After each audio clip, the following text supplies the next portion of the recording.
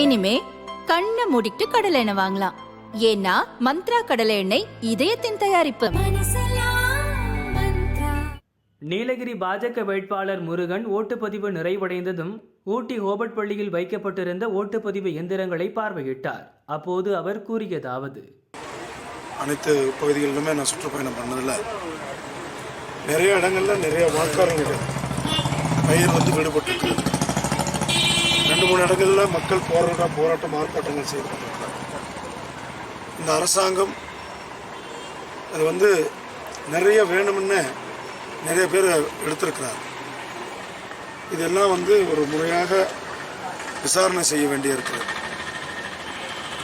இந்த மக்களுடைய வாக்குகள் நிறைய பேர் டெத்தானவங்க வாக்கு இருக்கு, ஆனால் உயிரோடங்க இருக்கிறவங்க வாக்குகள் இல்லை.